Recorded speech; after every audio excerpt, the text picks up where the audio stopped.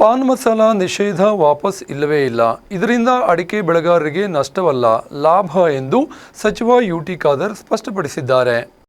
ಇತ್ತೀಚೆಗೆ ರಾಜ್ಯ ಸರ್ಕಾರ ಪಾನ್ ಮಸಾಲಾದಲ್ಲಿ ನಿಕೋಟಿನ್ ಅಂಶವನ್ನ ನಿಷೇಧಿಸಿದ ಬೆನ್ನಲ್ಲೇ ಕರುನಾಡಿನ ಅಡಿಕೆ ಬೆಳೆಗಾರರಲ್ಲಿ ಮಾರುಕಟ್ಟೆಯ ದರದ ಬಗ್ಗೆ ತೀವ್ರ ಆತಂಕ ಮನೆ ಮಾಡಿತ್ತು.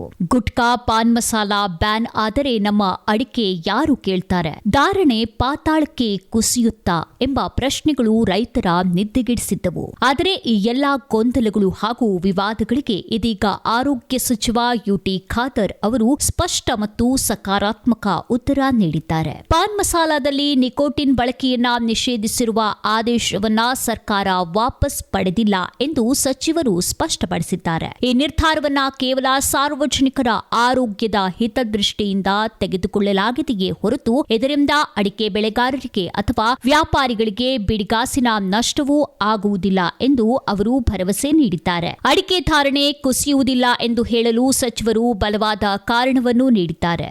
ವಾಸ್ತವದಲ್ಲಿ ಗುಟ್ಕಾ ಹಾಗೂ ಪಾನ್ ಮಸಾಲಾ ತಯಾರಿಕೆಗೆ ನಮ್ಮ ದೇಶದ ಗುಣಮಟ್ಟದ ಅಡಿಕೆಗಳನ್ನ ಕಂಪನಿಗಳು ಬಳಸುವುದೇ ಇಲ್ಲ. ಬದಲಿಗೆ ನೇಪಾಳ ಮತ್ತು ಬಾಂಗ್ಲಾದೇಶದಿಂದ ಅತ್ಯಂತ ಕಳಪೆ ಗುಣಮಟ್ಟದ ಅಡಿಕೆಯನ್ನ ಆಮದು ಮಾಡಿಕೊಂಡು ಗುಟ್ಕಾ ತಯಾರಿಸಲಾಗುತ್ತದೆ. ಹೀಗಾಗಿ ಇಲ್ಲಿ ಗುಟ್ಕಾ ಅಥವಾ ನಿಕೋಟಿನ್ ನಿಷೇಧಿಸಿರುವುದರಿಂದ ನಮ್ಮ ದೇಶಿ ಅಡಿಕೆಯ ಬೇಡಿಕೆ ಕಡಿಮೆಯಾಗುವುದಿಲ್ಲ. ಬದಲಿಗೆ ಮಾರುಕಟ್ಟೆಯಲ್ಲಿ ಗುಣಮಟ್ಟದ ಅಡಿಕೆಗೆ ಬೆಲೆ ಹೆಚ್ಚಾಗುವ ಸಾಧ್ಯತೆಯೇ ದಟ್ಟವಾಗಿದೆ ಎಂಬುದು ಸಚಿವರ ವಾದ.